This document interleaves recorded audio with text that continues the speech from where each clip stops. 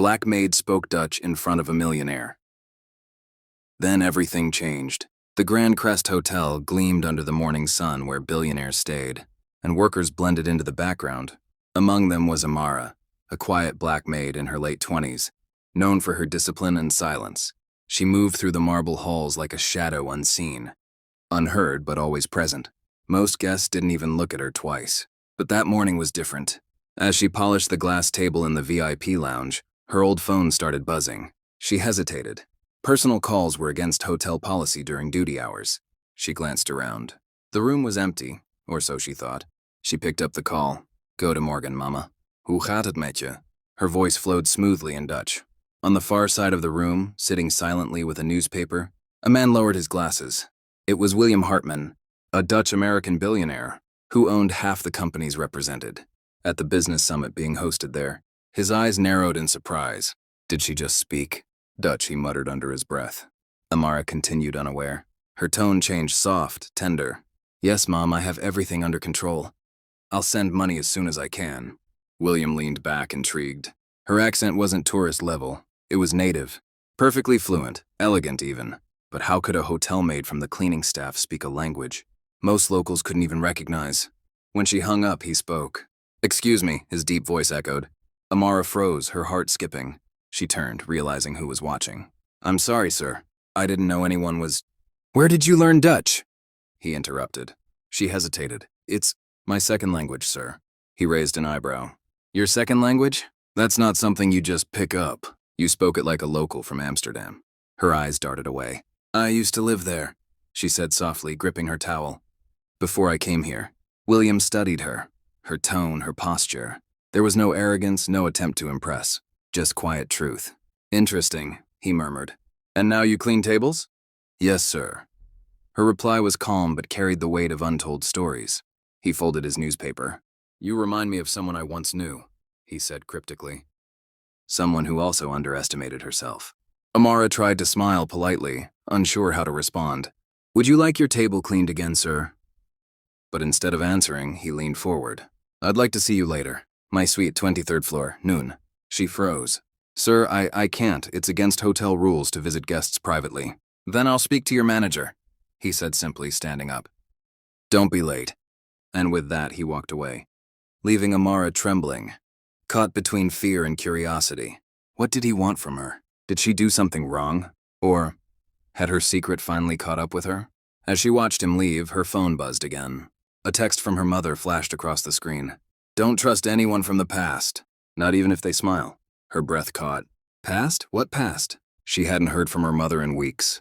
And that warning, it wasn't random. Something about William Hartman wasn't what it seemed. And neither was Amara. At exactly noon, Amara stood outside. Suite 2301. Her hands shook as she fixed her uniform. Every voice inside her screamed to walk away, but curiosity pulled harder. She knocked once. Come in, said that calm, commanding voice.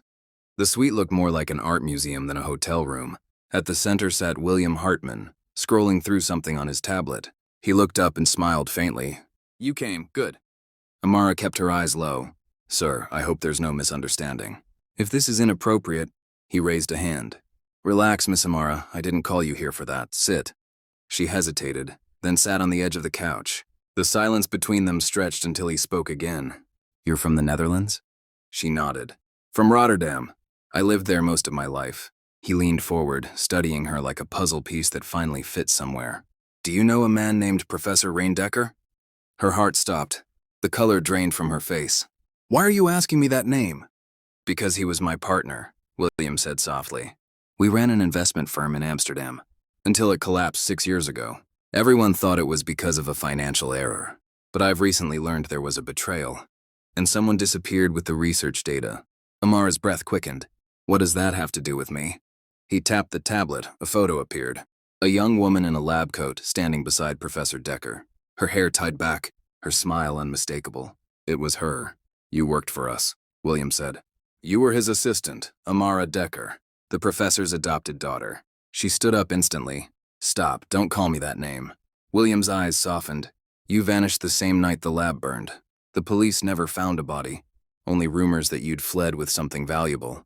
Amara turned away, trembling. The window's reflection showed a woman she barely recognized. I didn't steal anything, she whispered. I tried to stop it. Stop what? She turned back sharply, tears filling her eyes. Your partner. You think it was a financial error? He was selling neurodata. Experiments meant to help disabled children. He wanted to patent human memory-like software. I found out and tried to expose him. William froze. The night the lab burned, she continued, he locked me inside. I survived because I hid in the basement. Everyone thought I was dead. I ran, changed my name, and promised myself I'd never speak Dutch again. The room fell silent except for the city humming below. William rubbed his forehead, disbelief flashing across his face. My God, all these years I thought you were the thief? She finished bitterly. Yes, because that's easier to believe than facing who really was. He stood slowly. You have proof? Amara reached into her small purse, pulling out a cracked USB drive wrapped in old tape. The last backup. It has everything. I kept it hidden for years. He stared at it like it was the key to a buried truth. Then why keep cleaning hotel rooms? He asked quietly. She looked him straight in the eye. Because hiding is safer than being right. For a long moment, William said nothing. Then, unexpectedly, he smiled. Not the cold businessman's smile, but something warmer. You're brave, Amara. The world should know the truth. Let me help you bring it out. She shook her head. People like you don't help without a reason. He stepped closer. Maybe I just want to fix the part of myself that looked away back then. Before she could answer, his phone buzzed. He glanced at the screen, and his expression changed. The name flashing across it read, Ryan Decker. Amara's eyes widened. That's impossible. He's dead. William's voice dropped to a whisper. No, he's here. He wants to meet us tonight. The color drained from her face as he added. And he knows you're alive. The rain fell hard that night over downtown Manhattan. The city lights bled through the glass walls of William's penthouse, reflecting off the storm outside. Amara stood near the window, her arms crossed, staring into the dark clouds. He knows I'm alive, she whispered. How? I changed my name. I left everything. William poured a drink, his mind racing. Decker always had eyes everywhere. If he knows you survived, he's not coming to meet us for closure. He's coming to clean up what he started. Amara turned sharply. Then we can't go. He looked up. We have to. If you keep running, he wins. But if we confront him with proof, that USB drive, we can end this. Amara stared at the small flash drive on the table.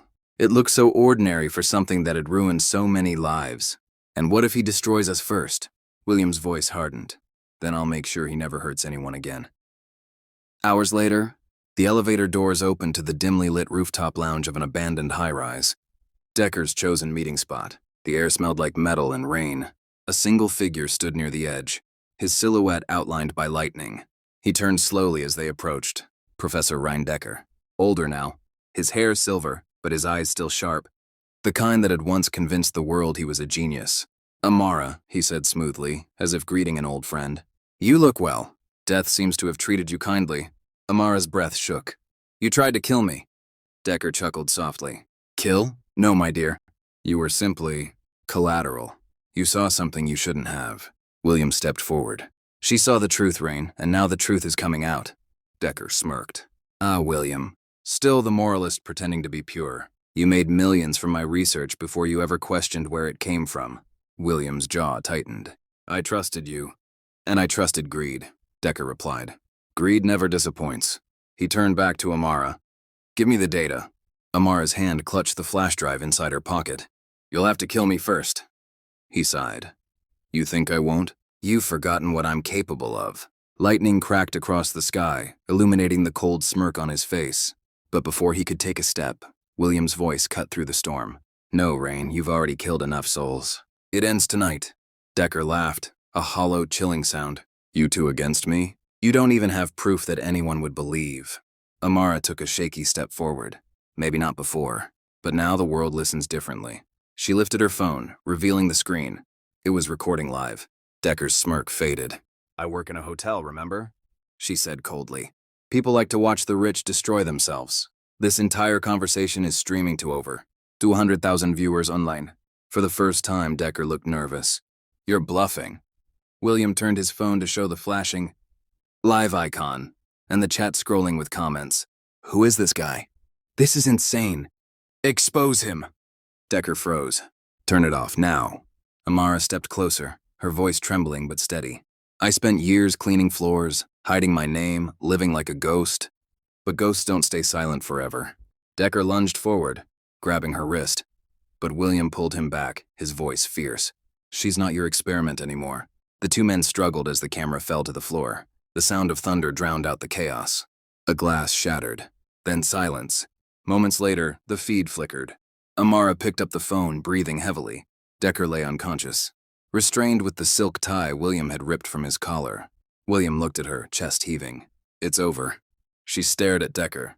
The man who'd stolen her peace, her future. No, she said softly. It's just beginning. The live stream continued, showing the world the real face behind a man they once called a hero. Amara finally looked into the camera. Her eyes were wet but steady. The truth doesn't die when people do. It dies when we stop fighting for it. Then she ended the stream. Outside, the rain began to fade. The next morning, the hotel was buzzing with whispers. Everyone had heard that the mysterious millionaire had personally asked to meet the maid from room service and the same maid who spoke Dutch like a native.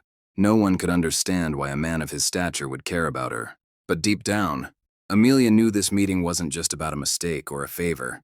Something far bigger was unfolding. When she entered the conference room, the air was thick with tension. The millionaire, Mr. Van Doren, stood by the window overlooking the city skyline. Without turning around, he said calmly, "You're not from here, are you?" Amelia swallowed hard. "No, sir, I came here after my mother passed. I needed work. I didn't have the luxury to chase my dreams." He turned, his sharp blue eyes filled not with pity, but with admiration. "Dreams?" he asked softly. "You sound like someone who had many." Amelia hesitated, then admitted, "I studied linguistics in Amsterdam. I wanted to become a translator for international organizations, but life had other plans." A moment of silence hung between them. The millionaire walked closer. "Do you know why I asked to meet you?" he said, lowering his voice. "I have met thousands of people in my life, businessmen, politicians, scholars, but very few who carry both humility and brilliance. You reminded me of my daughter." Amelia's eyes widened. "Your daughter?" He nodded. "She passed away 5 years ago. She was just like you, strong, smart, full of fire. Since then, I've been searching for something meaningful to honor her memory." He opened a leather folder and slid it across the table. Inside was a letter and a contract. "I run a foundation that helps underprivileged students study abroad. I want you to join us, not as a maid, but as a program director. You'll travel, teach, and help others like you find their voices again." Amelia froze. "You mean me?" "But sir, I'm just—" He interrupted gently. "You're not just anyone. You're exactly who this world needs. Proof that talent doesn't wear a uniform." Tears welled in her eyes. For years, she had been invisible, a background figure serving tea in cleaning rooms. But in that moment, she felt truly seen. She wiped her tears and whispered, "Thank you, sir. I won't let you down." Mr. Van Doren smiled warmly. "Don't thank me, Amelia. Just promise me one thing. Never hide your light again." That evening, as she left the hotel for the last time, her co-workers watched in disbelief. She wasn't wearing her maid uniform anymore. She wore confidence and a future. Outside, the city lights reflected in her eyes. What began as a random phone call had rewritten her destiny. And as she looked up at the night sky, she smiled, because for the first time in her life, the world finally heard her voice.